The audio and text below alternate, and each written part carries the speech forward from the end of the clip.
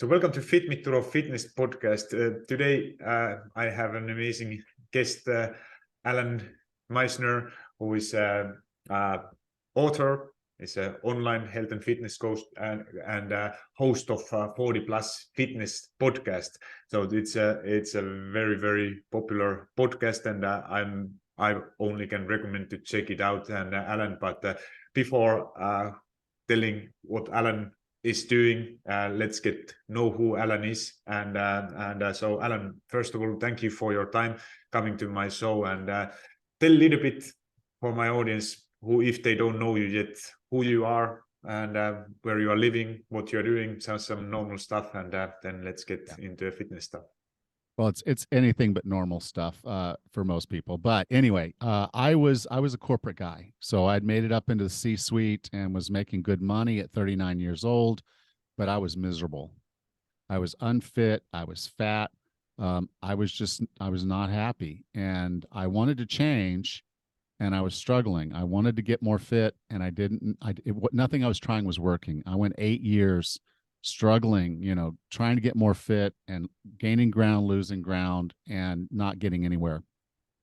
So one morning I woke up, I was in a hotel in Malaysia, I was hungover, and I was like, crap, 8 years have passed and I've accomplished nothing for myself. I still have a great career, but I'm still miserable. I'm still unfit. I'm still unhealthy. And it was at that moment I asked myself, what are the things that I've done in the past that made me successful at the things I've done well? Because I did have a lot of success. And what I realized was I'd not made a commitment to myself. And the instant I made a commitment to myself, it's like it flipped a switch in my head. And from there, I started the journey of self-awareness, which a lot of people skip. They go straight to the workout without really taking the time to understand themselves. And once I started doing that, things started to fall in place. And in about 11 months, I lost 66 pounds.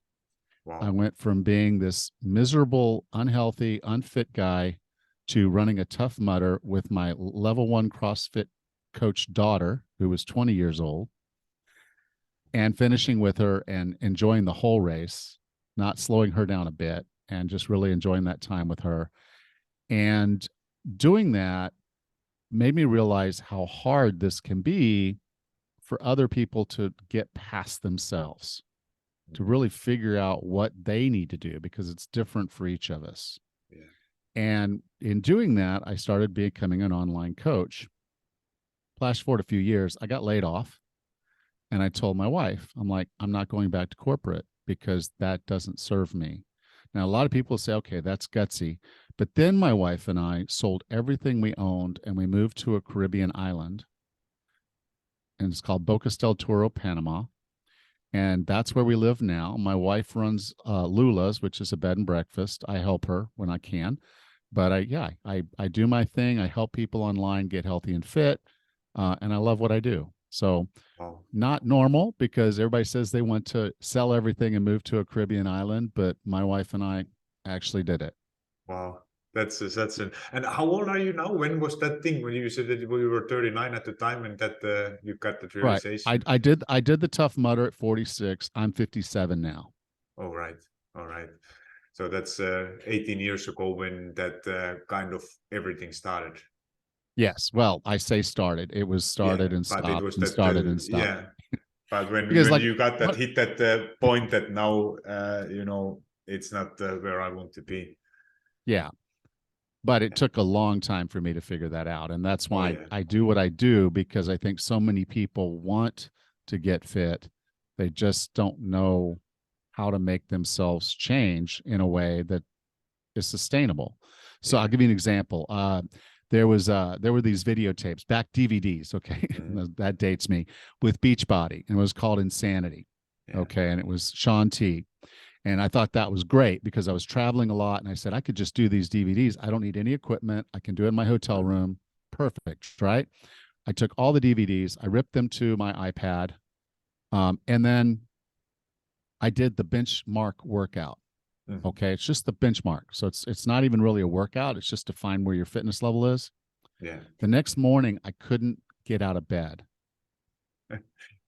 I had to call in sick to work. Yeah. Because I was hurting so bad. It hurt to dial my phone. Oh yeah. And so it was these starts and stops. So I didn't do a single one of those workouts at all. They sat on my iPad until I handed it back over to the company a year and a half later. I never did a single one of them. Yeah. And so, we start this journey and we want to do things, but we don't really get our head straight first and understand what this all requires. I was not who I was. So one of the blockers that a lot of people have is they keep looking backwards and they keep saying, look, I was this great athlete. Yeah. So I should be able to do this little workout, right? This little 20-minute benchmark workout. That shouldn't be a problem. I was this great athlete. Well, I wasn't looking at myself in my current situation, and I definitely wasn't looking ahead, because being what I saw on the screen was appealing. I wanted to look like those guys. I wanted to feel like those guys, but I wasn't one of those guys. And so I had to recognize that and realize this is my current windshield. This is what I have in front of me, and I have to focus on that. Yeah. And if I try to focus on who I was and try to be who I was before I do the right things first, I'm going to break myself. Yeah. And that's the whole point. When you're over 40, breaking yourself is serious business because it puts you out of the game. Laying there in that bed, like I said, I never did another one of those workouts. Yeah. And you probably shouldn't do. And this is something like what I want to go a little bit deeper on those that kind of workouts. I just want to share a little bit about my background. Like I can relate so much of kind of everything what you said. Like looking back at what you have done, it's an on the other side, it's a good thing when you have if you have been like my background. I was a professional ice hockey player up to a point I turned 30. And then I had like obviously until that time, like from my 15, when I was 15, turned 15 to 30, I was strength training pretty, like obviously it was performance-based strength training, never trying to get some bodybuilder or anything.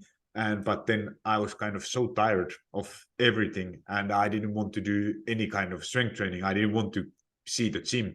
And then when I was now, it's like 3 years ago, when I made a decision that now I need to start strength training again.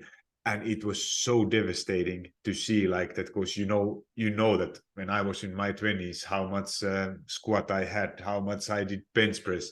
And then after a decade break, you go to gym first time. And I remember, having a 200 kilo squat and loading bar with the 60 kilos, and my legs were shaky, and next day I could barely not walk. And I was like that, holy shit, how the bad shape I have got.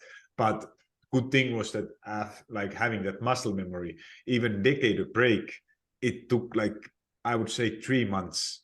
Around 3 months I was pretty close, obviously not the same maximum reps what I don't even want to do anymore or try. It doesn't, there is no benefit of hitting new personal bests, and reasons why I strength train now are totally different, what we probably will talk later on. But it's just that feeling like to get that level back, it doesn't once you have gained that strength at some point, it doesn't take so long time to get it back because of that muscle memory. And this is a great thing if you have been in shape one time, but do not, especially if everything else have changed. Like I didn't gain too much weight during that time, but if I would start where I basically left after 10 years break, I would get hurt like right away. Right. Well, the concept you're talking about, training different when you're older, is, I call that fit for task, and we can get into that. But the other side of this is, even if you haven't been trained up in the past, the human body is really, really wonderful because it has the capacity to improve. It's one of the few things that's out there that you actually can, by working it, it gets better. Yeah. And think about that for a minute. If you work it, it gets better. Now we have to do that the right way, but everybody can get stronger. It doesn't matter how strong you were in the past. Everybody has the capacity to build muscle and get stronger. Even people in their 90s. There's studies, people in their 90s that begin resistance training that never have done it before can build strength and increase muscle mass at the age of 90. Okay. So if you're in your 40s and thinking it's past, it's not. If you're in your 30s and thinking, oh, I've got plenty of time, well, you don't. It's better to start now, but anything you do to stimulate the muscle and then feed it and rest it, it will improve. And then it's just a function of consistency. Oh, yeah. Yeah. So what is then like, because obviously training is it's totally different. You mentioned about beach body workouts. Like I was also, when I was younger, I was doing a lot of like all kind of jumps and heat workouts, and I still occasionally do them as I simply enjoyed them. But for someone who is just about to start their fitness journey, and they see in social media or some YouTube workouts from some jumping workouts or beach body workouts, like, because it's not, obviously you will feel it. It doesn't basically, it doesn't matter what you are doing. If you haven't trained for ever or for a decade or for a year, and it doesn't matter what you basically do, you will be sore. But if you are that sore that you can't even move anything, or you can't, it's affecting to your life, that's probably too much. And what are the points, like when somebody like at their 40s, how the training is different for, or what is your approach for someone who is in 30s or 20s? What points you focus on? Well, one of the things that must come up is, where are you right now? And I'll give you an example, 2 examples. Okay. I have one client, they're the same age. They're exactly the same age. They're both 47 years old. Okay. I have one client and she's been moderately active her whole life. So she's actually in pretty good shape, for considering she's untrained. She can do a full squat.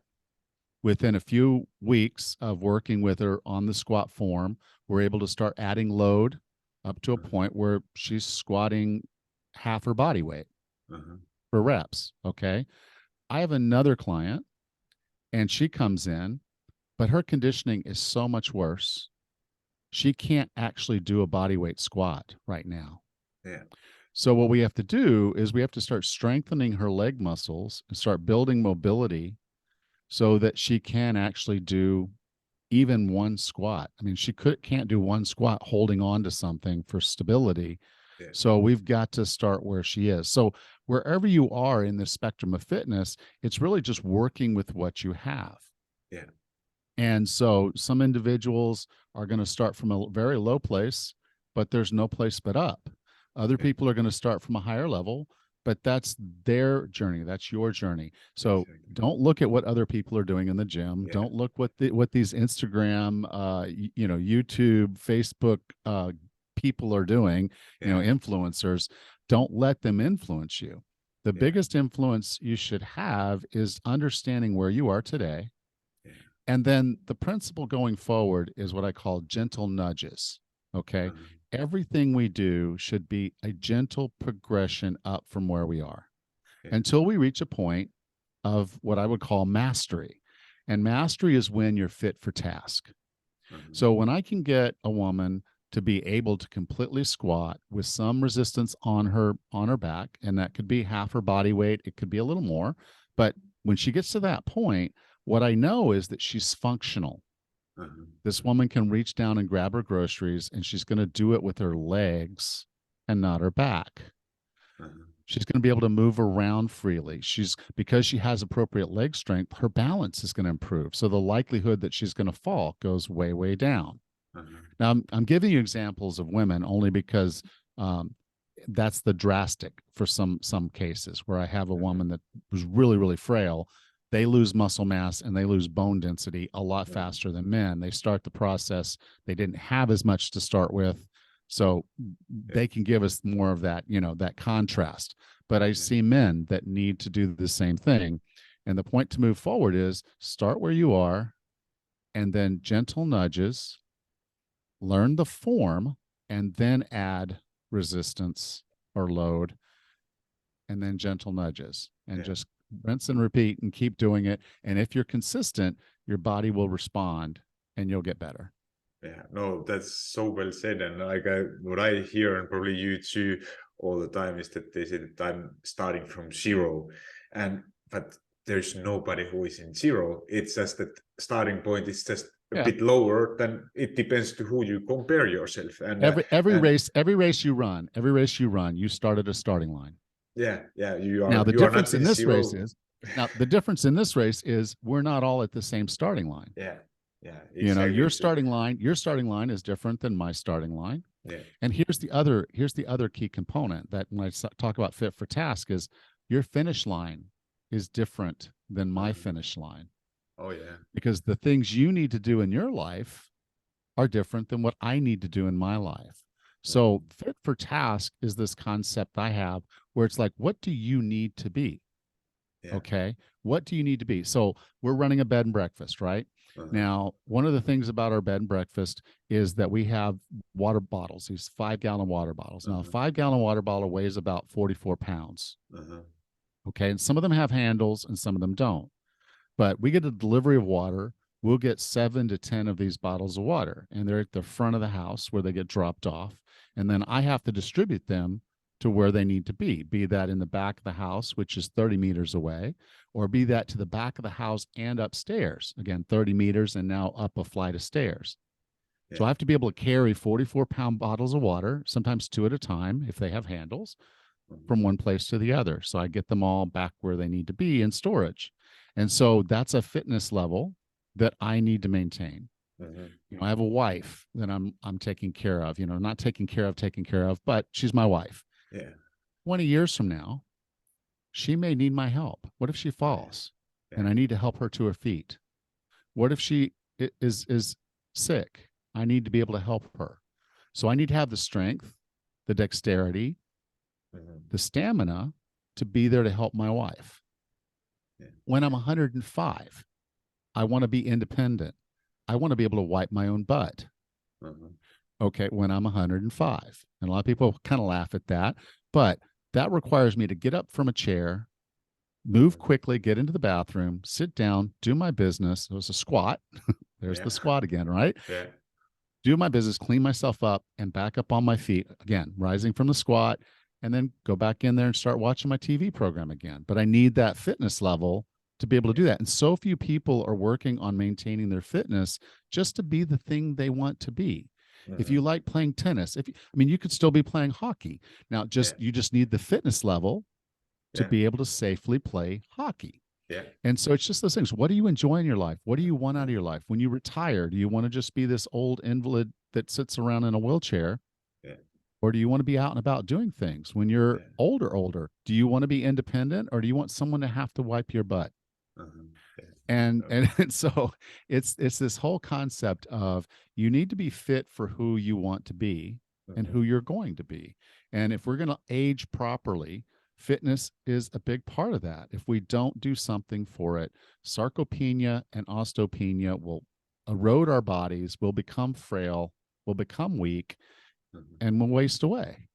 And I don't think anyone really wants to fade away like that. They just don't think about it, and they don't do what's necessary to build fitness to be fit for task. Yeah. No, this is it's so important to understand, like what you said, like for example, for me, like obviously I'm still ice hockey referee playing myself, and you know, being at the age of 41, trying to keep up with professional athletes, professional players who are in their 20s. I need to be, that's my goal and it's kind of motivating me. I don't need to, you know, I just need to stay with them and skate with them. But it's kind of helping me to motivate myself to work out. But also then on the other side, like my motivation, let's, if you dive into a little bit about motivation and why what kind of ways to find motivation is, because I'm a big believer that you have to have some kind of, if you have only some aesthetic goal, like that you just want to lose fat, and that's only motivation what you have, it's it's not going to be enough in the long term. Like it might help in a short term, but at some point, what you do when you reach that goal, because it's not the body composition. It's a good motivation, might work for someone, but it always, you have to go deeper on your why and why it's important for you. And like what I love using in my coaching programs also is that it all starts from your beliefs and why you are actually doing this. And it's like, for me personally, I want to hear what your thoughts are. But for me personally, like unfortunately my dad passed away now 2 months ago, and he was only at the age of 70. And seeing him struggling with health, like he was doing okay. He never did any sport or did some strength training or not even walked, like very unactive person. And eating habits were not there, didn't eat any salads or vegetables or and like to drink a lot of alcohol. And he was doing okay up to 55, 60s. Everything was still doing, like, it's like in a health, you get rid of all of this. It was probably not the best, and losing and gaining same amount of weight, but then like he hit 60s, then started to come problems. You have started to have all kind of problems with your organs, liver. There was a cancer. All like lost ability of walking, and his last years of his life, he was just laying in a bed and not independent anymore, couldn't live at home, needed somebody to take care of him, and then passed away at the age of 70. And for me, that pain, seeing it close, like at what kind of life, because it's not only about number, how long you are living, but it's also about quality, how you are living your life. And that pain of that, what to seeing it, what my dad was struggling, it's enough pain, or it's, if I put it this way, that it's pain of doing my workout is less than that fear or that pain what I saw that my dad was struggling. And that's why I never struggle. Especially with strength training, I don't enjoy naturally doing it, but I know that how important it's for my overall health, how it makes me feel. So I do it anyways. And this is for most people, that then when they are like, I don't have time, I don't, life is busy, which probably is true. We all are busy, but if it's high enough priority for you, you will always find time. And like if you are a parent, you have children, they are higher priority. You always find time for them, and it's your own health. Like it might not be as high priority as possible, but if it's high enough, you always find it. You don't need hours per week. If you have, let's say, 1 hour per week doing some kind of resistance training, that's more than enough to see at least some amount of progress.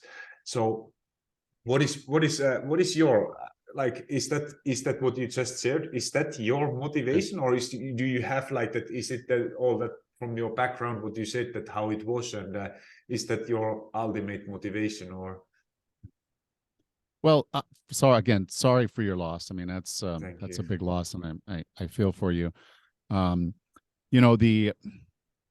There's a lot behind that question you just asked, because it's a little different for each of us. But one of the things that happened for me, like I said, when I woke up in that Malaysian hotel hungover, and I was like, why can't I do this? Why am I not being successful at this thing that should just come naturally? One of the things that hit me in that internal thing that was going on in my head was that my daughter had started doing CrossFit. She was a level 1 CrossFit coach. And of course, they were doing these mud runs and CrossFit competitions and all these different things. And she was on the phone with me, and she said, "Daddy, I'm going to do this CrossFit competition. Would you come watch?"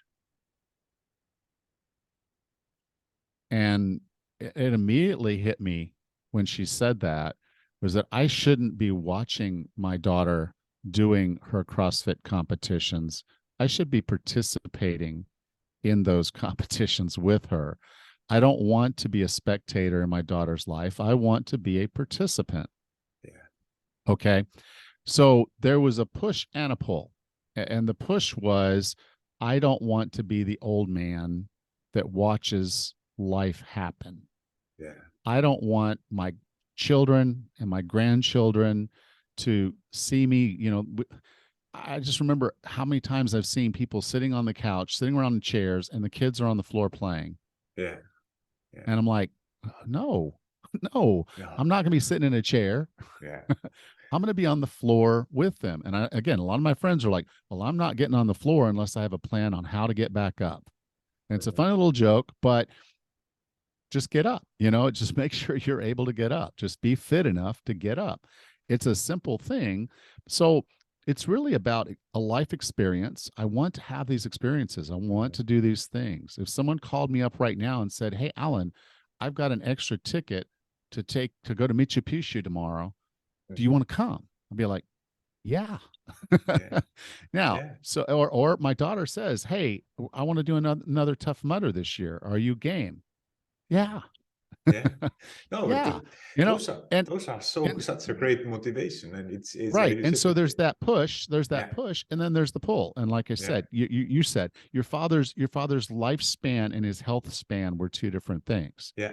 Yeah. And so his health span fell faster than his lifespan. Oh yeah. Yeah. And he lost a lot, and he lost independence, and he lost his life. I'll tell you another story. My grandfather loved golf. He just loved it. They lived on a golf course. They loved it that much. They bought a house on a golf course, and he was there to play golf every day. Now, he got to the age of 80, and I was in a golf cart with him because my uncle was actually really good at golf. So I'm with my grandfather, and we're riding around in the cart, and I say, hey, you going to go play golf with the guys today? And he's like, no, I had to give up golf. And I'm like, you gave up golf? And he says, yeah, my balance isn't quite good enough for me to play golf. I'm like, oh. I said, well, do you want to go to the range and just hit a few balls? And I said, so, just doing a few swings, then you can start working on improving your balance. He's like, no, I can't do it. I just don't have the balance to swing a club. Yeah. So this is a guy who loved golf more than anything else in the world. And he was 80 and he couldn't play. And everybody's like, oh, well, he's 80. It can't play. He lived to 95. Which means he spent the last 15 years of his life not playing golf. Now, flash forward about 10 years, he's 90, and that was the last time I saw him in person. He could not leave his apartment because he couldn't make it to the bathroom fast enough. So a lot of times, sorry, but he shat himself right there in the chair. Okay. So now he's got to call for help because he's in an assisted care unit to come clean him up. Yeah. And so, I joke about the wiping my own butt. Yeah, but I do that. There's a reality behind this. Okay. Yeah. There's a reality behind this of your health and fitness and your lifespan. And if your lifespan is significantly longer, and by significantly longer, I mean more than an hour or two, then you're gonna go through some misery. And it's something that you can do something very simple today to be ready for that, so that doesn't happen. And so there's a push and a pull. There's a push for me to think about what's the possibilities, what my children are doing, what my grandchildren would do. I mean, when I was my daughter's age, when I was in my 20s, we didn't have Tough Mudders. I mean, I think the craziest thing people did was this 10K. We'd do a 10K run, or we'd play football or whatever we did. We played sports. Then they came up with these mud run things by the time my daughter was in her 20s. And I'm like, okay, I don't know what my grandkids are going to be doing when they're in their 20s. I'm probably going to be in my 70s. Yeah. But guess what? This 70-year-old's going to be doing it with them. Yeah. Okay. Yeah. I'm not going to be a spectator. I am not going to be a spectator in life. Yeah. I'm going to be a participant. If someone calls me up and says, hey, I want to go kayaking, boom, I'm on it. Yeah. Someone says, hey, let's go play some volleyball, boom, I'm on it. Things I love to do with friends, with family. I'm going to be a participant and not a spectator. Yeah. and I love it. It's just a great another example like of doing things, being there longer, being able to live life, quality life, not only aging, because those are two different things, and with a better quality. And when that is what is that deep inside and what you always need, that it's not that if you, like I said in the beginning, like if your goal is just to lose couple of pounds, it will never be enough to motivate that, because whatever those couple of pounds, it's also good without them. But then when you have that bigger fear, or what you are scared more, or what you want to achieve later on, then that is always that ultimate motivation. So what is then you have an interesting quiz about different types of motivation, like what you have seen, as you have worked with many people, talked with hundreds of fitness professionals. What are the ways to stay motivated for different people? Because obviously we are all different. We are. And so, like, yes, I've dealt with thousands of clients, and I've talked to hundreds and hundreds of fitness professionals over the years, done all kinds of certifications. But what I've found is most people fall in one of five buckets, okay, with their primary health, their primary motivator, their primary blocker, their primary thing. When they solve this one problem, this one thing, they figure this out. It's a self-awareness thing. When they figure it out, it makes a lot of this a little easier. So I'll give you a perfect example. Right now, you and I are what I would call an atlas. Okay, so an atlas has to have something in front of them. Okay, for you, it's keeping up with the young guys on the ice. Okay, that fires your belly. It's like, okay, I'm going to do this HIIT workout because I know that's going to help my stamina, so I'm going to be able to keep up on the ice better. So you do your workouts, even if you don't necessarily enjoy them entirely, they're building you towards something. So you need that bigger thing. And like I said, for me, the first time was a Tough Mudder. It's a 13-mile mud run with 25 obstacles. It was at the time the hardest mud run out there, obstacle course mud run. It was the hardest one there was. It was probably the only one up to that date that someone had died at. So this was not a joke. This was hard. And I wanted to be able to do it and keep up with my daughter. So I, at that point, looked at myself as an atlas and said, that's the goal. That's where I want to be, finishing this race with my daughter. And when I did, that's something nobody can take away from me. So for me, it was having a direction, having an end goal, having a destination. So that's an atlas. Another one that's really common is tires. And tires need traction. So you start a workout program and you don't see results, you want to quit. So you want to get results. And the best way to get results quick is to do something fun, because at that point you're enjoying yourself. So if you enjoy playing tennis and it's been a while, get a tennis racket, go out and just hit a couple balls against the wall. As your mobility, as your dexterity, as your stamina, and as your hand-eye coordination improve, that's going to help drive that motivation, because you're going to see that traction pretty quickly, especially if it's something you were good at before. So getting traction for tires is a really important thing. Another one that's really common, especially amongst women, but also men, is that we often have all these things going on in our lives. We got to take care of the children. We got a job. We've got to do this. We've got to do that. Aging parents, all kinds of things have to be done. So we have to deal with all those other things, and we make those the priority. So we spend more time on other things, and we never get an opportunity to work on ourselves. Fitness requires an investment of time and effort. And so we don't do that because we have these other obligations. So that I call a co-pilot. We're more worried about our co-pilot than we are about the journey that we're on. We're not taking care of ourselves. And we're not asking the people that are in this cockpit with us to help us. Ask your co-pilot, hey, can you take this off my hands? Can you do this for me? Or hold the boat while I go do my thing. And so if you start kind of putting yourself up in the priority list, those individuals will do a lot better. There's also another one called a windshield. Now, I had this tendency when I first started, and basically it was looking back at the athlete I had been. Now, I was an infantry soldier in a Ranger unit. I was a star football player in high school. I was a semi-pro volleyball player. I have all these things that I did in the past. And I wanted to look at myself point in time and say, well, why am I not that? Why did I lose that?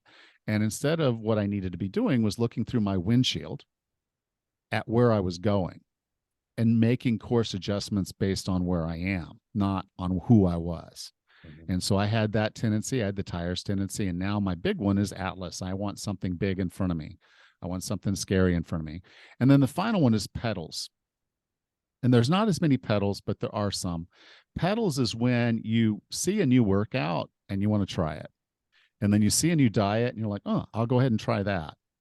And so you're like, oh, well, there's this intermittent fasting thing. I want to go try that. And oh, there's a keto thing. And oh, this person says if you do this little juice cleanse thing, then that'll work. And oh, I need to be drinking lemon juice and some cinnamon and some apple cider vinegar. And then, when I do my workouts, I need to wrap something around my biceps so they'll grow faster. And you're doing all this stuff, and you're not consistent with any one thing. And so you're trying a new thing and trying. So you're pressing the gas and you're pressing the brake. You're pressing the gas and you're pressing the brake. And you're not giving any one of those things enough time and consistency to actually start working for you. So you're like, oh, well, I've got to go do some HIIT training. And then the next day you're doing some lifting. And then the next day it's like, well, I got to do some things for my balance. So I'm over here walking this rope. And then the next day and so it's like, well, I'm not seeing any benefit. Right, because you're not sticking with the one thing that would get you where you want to go. Yeah. And so those are kind of the 5. And all of us have little bits of all of those inside of us. You probably resonated with a few of those. Yeah. But you're going to have a primary one. Yeah. And so what I did is I developed a quiz that'll help you find that primary one right now. And it's funny because I'll have people take the quiz and then a couple months later take it again and they'll get a different thing. And I know from my experience, when I first started, I was definitely a windshield person. I was looking at my past and I was not looking forward. And then once I started looking forward, I'm like, okay, I got to do this. I couldn't get traction. Just try the beach body thing, fail, try this thing. I decided, okay, I'm just going to go out and walk. I can walk. Right. And it's hot and I'm in Malaysia and I'm walking. And then I get on an airplane, I fly home and then I go into convulsions. I almost go into a coma because my sodium levels dropped. And I was dehydrated. It's called water poisoning, hypotremia or something like that. Wow. And I literally collapsed at my desk and then went to an emergency room. I thought I had a heart attack and, all of this. So, we start something and then we don't get traction and we quit. So did I work out again after that, after I recovered? No, I didn't, not for months. And so it's the got to get traction thing. Once I got the traction, then I started changing a little bit. That's when I felt drawn to be a part of my daughter's life. And that's when I realized, okay, now I'm an Atlas. Now I can look forward to a big thing, a scary thing. For me, it was a Tough Mudder. For other people, it could be Machu Picchu. For you, it can be Keeping Up with the Kids. On the ice, I say kids, they're 20s, but kids. They are also, there is still some 40 years old too, but right. But the point being is, when you understand yourself, then you'll understand what drives you. And then you'll also understand what could hold you back. And that helps you make better decisions. If you know you're a tires person, you need traction. Do things that are going to get you that traction. And you're going to succeed. If you're a co-pilot person, you got all these things in your life that are a higher priority than you, you've got to push yourself up in that priority and you've got to ask for help. Tell your significant other, tell your partner, hey, I want to do this thing and I've got to lose some weight. So we've got to start cooking our own meals and they've got to be healthier than what we're eating right now. Are you in with me? Yeah. And so get help from your partner. Get help from the people around you because you're a co-pilot person. And without that help, you're really going to struggle. So just understanding yourself better is going to give you the tools to make the right decisions that are going to help that motivation flow. Yeah. No, I love that idea of these quits. And it reminds, like, I have similar kind of quits, dieter type of quits. It's basically done with exactly the same thing, except it's only nutrition wise. That how is that if you are struggling, for example, to maintain your weight, that it's first to understand that what is your background, where you are coming from, and then when you know that what you have been struggling and why this is happening, like, because it's often like, that's why I was making notes like hell of these types what you said, because they are so similar, but just in a combination of that working out, when you think in a diet in a diet world, or nutrition wise, like if you see that that what you call the pedals, I call it in my, it's a diet hopper, what is like that people who are changing for a new diet, seeing something new, and it's usually they make very emotional decisions, and not based on what is actually scientifically proven, or they are not giving enough time for them to actually, with the consistency, to actually see results.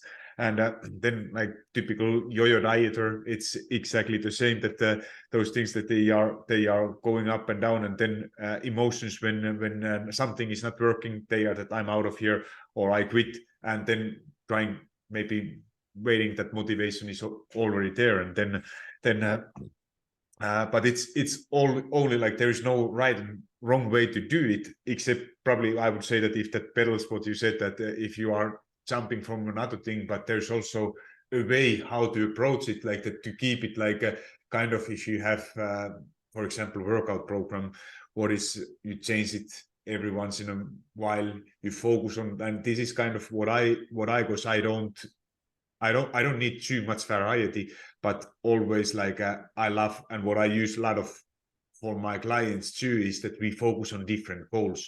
Like for example, in the strength phase, strength training is always going to be strength training.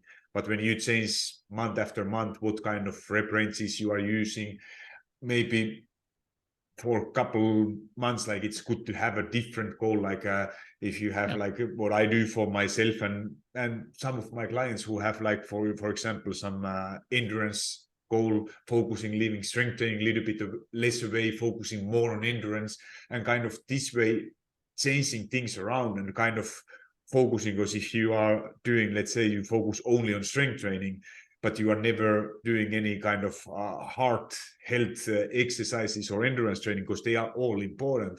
But if you know, probably the most optimal way is to focus on everything, trying to do everything at the same time. But if you periodize a little bit and focus, like put a little bit strength training on the background and doing a bit less and focusing more on improving cardio, you get in a shorter period of time kind of all results, and it makes it also a little bit more funnier, and that's my personal experience. Periodization is important. What I was talking about with regards to pedals is that I go out and I try this YouTube workout, and then I try that YouTube workout, and then I see, well, Brett Contreras has this glute workout, so I'm going to do this glute workout, and I'm like, well, why do you want a bigger butt? Is that what you want? It's like, well, it's a glute workout, it should have strong glutes. And I'm like, yeah, but Brett wants you to have the big glutes, not strong glutes, but that's cool. But they, they're doing all these different workouts, and they're excited and they're working out. So I don't want to poo-poo that, but just recognizing that, you do need to have goals, and the goals need to be looking at your vision. So if my vision is to be able to do a Tough Mudder, to stay fit enough that if someone asked me to go do something athletic or something that required stamina, that I had the strength, I have the stamina, I have the balance, I have the mobility, I have all the functional requirements to be a good human, a healthy human, a functional human. Then if I have those things, then I'm ready. And with a moderate amount of training in the right areas, I'm ready to do just about anything that I want to do. And so, you should structure your training where, because everybody has off season. You look at any athlete out there, they have an on season and they have an off season, and our body requires us to go through that process. Any kind of training, there's a stimulus, there's nutrition, and there's rest, and that's where growth comes from. So there's just a period, where you're going to maximize that growth, and then you're going to plateau. Then you're going to do the little bell curve, little flat line, And so that's a good time for you to consider shifting it up. But if you start doing that before, I mean, just every day, then you're Yeah, not it's not periodizing gonna be. anymore. Now you're just throwing stuff at the wall to see what sticks, and you're not going to get the traction that you need to feel good about where you're going. Yeah, no, because this is it's a great example for program. This was what I was also doing when I started. Like I was kind of doing every day something different. Even maybe might be exercises for legs or for like kind of heat workouts. What I love that they are not never the same. You know, it's always something different. Obviously, it's better than nothing. But when you actually follow a strength training program, you get so much more better results with the same time what you get from doing just random workouts. If you have specific goals, that's great. Yeah, I mean, because I don't want to poo-poo things like, there's the different modalities out there, CrossFit and F45 and all that, where they're doing a multiple of different things. The workouts are varied every day. But their principle is a very different principle. They're not trying to build you to be who you need to be. They're trying to build you to just be an average all-around good athlete, which is fine if that's what you want. If you want to be able to cling and press some weight, and you want to be able to do toes to bar and muscle ups and run 400 meters, they're great. Or run a mile with a 35-pound pack on your back. That's great. But I can't think of a reason why I would be running 35 miles with, running a mile with 35 pounds on my back. That's not functional for me right now. I live on an island, and from one side of the island to the other is about 13 miles. Oh yeah. That's what I can do. I can walk 13. I can easily walk 13 miles anytime I want to. Yeah. So that's functional for me. I can go anywhere on this island I want to go. Yeah, I would put it this way, like in a sort, like, because I'm not I love also, like, for, like you said, for every person it's different. That if you are someone who needs to vary workouts a lot to stay motivated, keep doing it. It's probably not, it's still better than nothing. But if you want to get optimal results, then you rather have some kind of programming, and if you want to get maximum results, getting stronger, improving your endurance, you better follow some kind of program, or work with a coach who is able to help you with that programming and making it to get most out of your time. But like you said, there is no wrong and right way. Mainly thing is that you do something, but like and especially in the beginning, like if you are someone who is starting health and fitness journey, working out for first 6 months, it doesn't make big difference what you are doing, unless you are, like you said, that kind of example that you can't move, do you get hurt? But with the program wise, it doesn't matter. You are first time ever doing some strength training, you will see some improvements then later on. But there is the one thing to think through, though, is that, okay, the very first improvement you see when you're strength training, if you've never strength trained before, is training your brain to talk to the muscle. The neuromuscular connection. And that's why beginners get those beginner gains, is like now that the brain is actually talking to those muscles. And that's what you talked about earlier of muscle memory. Okay, you had muscle memory because they used to talk all the time, and they're not. And then now you're starting to train, so that muscle memory comes back really quick. For someone who's untrained, who's never really done something, once you start, the brain starts talking to the muscle, you see exceptional improvement. And then after that happens, now you're actually building muscle. Now you're actually firing more muscle fibers. The muscle fibers have to get stronger if you're going to carry more load. And so the muscle grows and it gets stronger. So that's the path. The first path is the neuromuscular, and the second is actual muscle growth and development.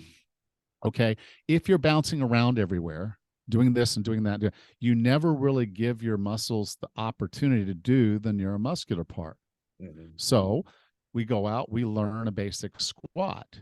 There's a form to it. Once you learn the form and the neuromuscular connection is there, you start adding the load, and you're going to see that weight go up pretty quickly. So I have someone who starts out squatting. I might start them with a PVC pipe. And then we work up with, I'm saying, okay, now I just want you to hold some dumbbells. And then we really, within a few weeks, most of my trainees at least can do a squat with a 45-pound bar on their back. Yeah. Wow. And so it's just a function of, okay, once your neuromuscular system is firing and talking, your muscles are now firing. You got all the muscles firing, and now they have no choice but to get stronger. So most of my trainees, I get in, I start working with them. They're squatting relatively quickly once they learn the form. So if you're bouncing around all these different exercises, you can't expect to see huge improvements in any one of those. But if you focus on the few that are going to give you the biggest bang for the buck, they're going to move you in the direction of where you want to be and who you want to be, and squatting is a very important functional movement, then do that. And so focus, and then yes, there'll be a point. Okay, I've got you up to where you're squatting half your body weight. How about we move over and now we start learning the deadlift? Yeah. And so we're going to focus on the deadlift, and that's a much more difficult, much more complicated movement. I never do that really online. I do that in person, but we start moving you to more and more difficulty, and your muscles adapt. We periodize back and forth. So sometimes we're doing really heavy, sometimes do lighter with higher reps, and your body will respond to that by building muscular endurance, muscular strength, and mass. And so you really want to make sure that the work you're doing, because you're a hockey player, you didn't want to build a whole bunch of mass. Yeah. So your training was fairly specific to what you were doing. But if you're training over here, someone says, well, come do this mass workout. It's like, well, I want to be a hockey player. There's a disconnect. There's a disconnect. So I just say, really pay attention to where you want to be. What's your fit for task? Yeah. And then do the training that's necessary to make you great at that. Yeah, training in hockey wise, it has changed so much in like it's 20-25 years ago when I was I was lucky to have a world champion, world record holder, weightlifter as my coach. But at the time there were not too much knowledge about how hockey players should train, and we were training. Strength training was basically just like any bodybuilder. There was not too much specificity, and we were doing a maximum squats and stuff like that, and there were a lot of injuries, and that's what nowadays nobody's doing, that they are squatting 200 kilos, and for us that was a normal way to train, and now it's more focusing on getting faster and not using also some heavier loads, but not breaking, getting some injuries, and that have changed a lot. Player type have changed a lot, so everything is developing. But what about then when you are 40s? One thing what I do myself a lot, and what I see that have huge benefits, what you talked a little bit, is mobility exercises. So this is something what you don't hear, it's kind of how I feel unsexy part of training, but it's so beneficial. And what is your how you add that mobility to your clients' programs or I'm sorry, can I take a quick break? Yeah. I got a little problem over here. I've been around here. I Sure. gotta take care of. Just 5 minutes. I'll be right back. Yeah. Okay. I apologize for the edit, but no worries.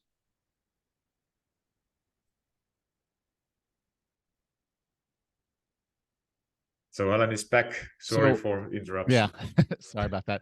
So mobility is a kind of a funny thing. Most of us sit in our chairs all day long.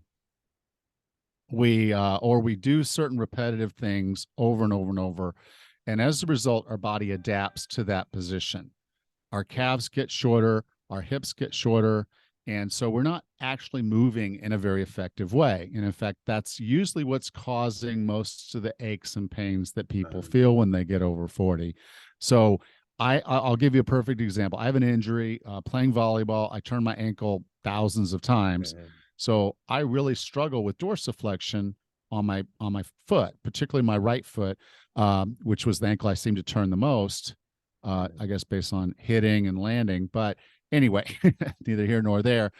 Because I have scar tissue in my ankle, and because my calves are relatively strong and tight for springing up and jumping, I have a difficulty with dorsiflexion. Dorsiflexion is when you bring your toes towards your shin. Okay. So if you're going to do a good squat, a good quality squat, you need dorsiflexion to allow the ankle to bend in the right way where your knees are not crimped.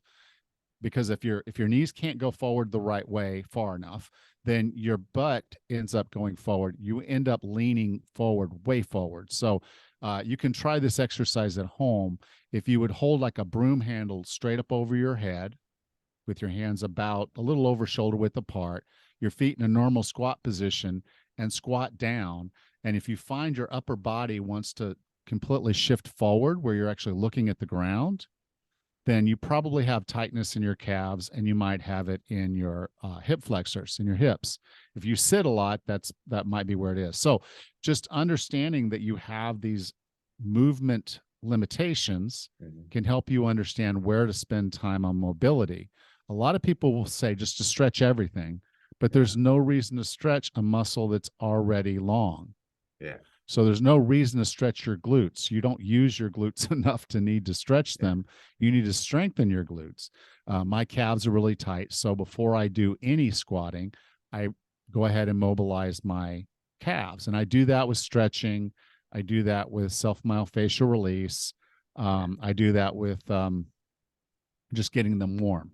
And all that helps loosen up my calves, which allows me to do more dorsiflexion with my feet and ankles, which then allows me to do a higher quality form squat. So mobility is kind of complex. You don't stretch everything, but paying attention to your movement patterns and where you hurt will often give you information. So if you don't know a lot of these things, it's worth going and talking to a PT or a personal trainer that is trained in corrective exercise, because we're trained to look for movement dysfunction and then to help you do exercises that will help improve that. So in some cases it's strengthening, and in some cases it's mobilizing or stretching. Yeah, absolutely. And this is something like, because it's for what I hear from many people, they say that that you should be working for your heart health, you should work strength training, you should do mobility exercises, but you have only this amount of time. But for example, like mobility exercises, they are such a great that you can do them basically anytime, and you don't need to change workout clothes. You just try to improve whatever you can. If you're sitting on the desk, like especially women, they struggle, many of them, or male also, with wrist mobility or shoulder mobility or hip mobility, especially if you have sitting job. And these are kind of exercises what I love to use, if either you do it in your warm-up, part of your warm-up, or after, like kind of cool down. And it doesn't, like obviously if you have some issues, you might want to work a little bit more of them, but if you do them every day, like 5 minutes in your, for example, as a warm-up, part of your warm-up, it's kind of done thing, and you don't need to Do you want to know one of the easiest mobility work things that you can do? Tell me. It's the best implement that has ever existed for the human, and it's right under your feet. Yeah. It's the floor. Yeah. Okay. Just get down on the floor and sit there. Yeah. And see how that feels. Yeah. It's going to be uncomfortable. Oh yeah. And it's going to be uncomfortable because you don't have the mobility. Yeah. And so once you start squirming around there on the floor, this is excellent. Stay there. Yeah. If you like to watch a television program or a movie, do it from the floor. Yeah. Or deep squat. Well, a deep squat, but just moving around. Yeah. The whole point was getting down to the floor and getting back up. It's a functional movement, but it requires mobility. Oh yeah. Okay. And so, the easier it is for you to get up, probably the more mobile you are, and you've got some basic strength where you need to have it. So just something as simple as getting down on the floor And then you're going to start moving around, and you're going to find, okay, are you comfortable with your legs crisscross? They call it now crisscross applesauce. Basically at a figure 8 with your feet tucked behind, with you, and then your knees are up. Are you comfortable there? Are you comfortable sitting side saddle with one knee bent, or both your knees at 90-degree angles? Are you comfortable just sitting flat with your legs extended in front of you? And most people will find, okay, well, if my hamstrings are tight, I really don't sit with my legs straight in front of me. Other people will find that if they kind of cross their legs, they struggle to kind of get them. And then again, it's the getting up. How comfortable are you just getting up? Do you have to grab something or push off of something to get up off the floor? A lot of times that's just an indicator that there's some mobility problems in your legs and hips, which is where most of them are. Some of us have them in our shoulders, but most mobility problems you're going to see is going to be your hips and your legs, And so just get down on the floor. It costs you nothing. Sit down there for about 5 minutes. It's almost no time. And then you get up. And if you can get on the floor and get back up, then make it more challenging. So here's one exercise I'll do with my clients. I'll say, okay, I'll get down on the floor and lay on your back and then get up. Now lay on your side and get up. Lay on your stomach and get up. Get on the other side and get up. Now place one of your hands on your knee while you're laying on your back to start. And imagine that hand is glued to that leg, to that knee. You can't remove it. Okay. It's stuck. So you've bent the knee so you can reach your knee, but you're sitting there in this position, laying on your back. Now get up. Okay. And you'll figure it out after time. And it's like, okay, lay to one side with the hand on the knee and get up. And the other side. And then if you can, lay on your stomach. That's a little less comfortable, but you can. And then get up. And then both hands on the knees. Wow. And get up. So you see there's a progression there. Okay. And so it's progressive. You'll find initially with both hands on the knees, it's much more difficult because now you can't push off of anything. You can't do anything. And then the final bit of this is there's a thing called a sit down, stand up. And the principle is you try to sit on the floor without using your hands at all or touching anything else. And you try to stand up. Now, you can look up Kelly Starrett. He was on a recent television program called Good Morning America, and he did it on live national television, this sit down, get up.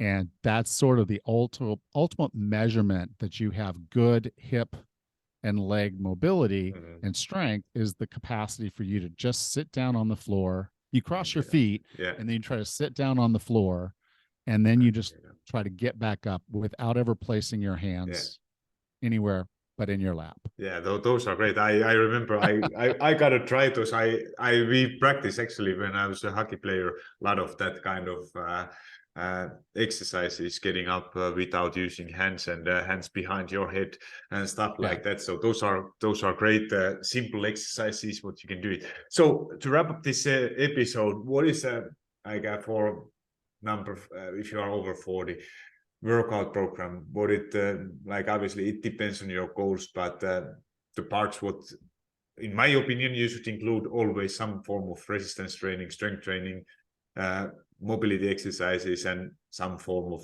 endurance heart rate exercise what you enjoy. Do you have something to add, or what kind of ratio you would recommend? Or it's all going to depend on who you need to be and where you are right now. You as a hockey player or a hockey referee have a very different training requirement than I do as a bed and breakfast owner on an island who wants to be fit to be able to do whatever my kids want me to do. It's a very different thing. So just pay attention to where you're going. What do you want to be? What do you want to do? And it'll change over time. So, if you got a big event coming up or something you're going to try to do, your training will change. It should change so that you're fit to do that thing. So if it's just basic fitness, then yes, a good balanced approach, like you said, there's some stamina work, there's some strength work, there's some mobility work, there's balance work. And if there's anything sports specific, you know, if they want to play tennis, it's different than if you want to play baseball, which is different than if you want to play hockey, which is different than if you want to play basketball. So just be thinking in terms of who you are and what you enjoy doing. And if there's something you stopped doing, just think about the skills that you would need to have to be capable of doing it again and start working towards that. Yeah, love it. Thank you, Alan, so much for sharing your wisdom. So you have tell a little bit if you want to reach out where to find. You said you have that your quiz, your website, how to work with you. So please share everything. I will add those to show notes. And but okay, well, I'm really easy to find. I'm the only Alan Misner on the globe. So if you do a Google search, it's me. There's one guy he died, so he's not around anymore. You might find him, but I'm the one that's alive. You can do a Google search, you'll find me anywhere. You can go to 40plusfitness.com, and that's my training site. And if you go to 40plusfitness.com/fit, FIT, that's going to take you to that quiz. It'll take you less than a minute. Usually it's free, and it's going to give you some insights. We talked about the 5 different types today. It's going to give you some insights into your first focus areas as you look at the mindset of being who you want to be. So 40plusfitness.com/fit. Awesome. And definitely your 40 Plus Fitness podcast is something what you should listen. Do you have any social media links? Are you active in I'm on Facebook? Active? I'm on Facebook. It's Alan.Misner.cpt. And you can go to find me on LinkedIn. I'm on Twitter, but all I really do is post links to the podcast there. I don't do a whole lot. So really Facebook is probably the best place. Sure. And you can, again, if you go to my 40 Plus Fitness or 40plusfitnesspodcast.com, you'll find links there to join the group. And if you don't, just reach out. I'm pretty easy to find. Awesome. Thank you so much for everything, and talk to you soon. All right.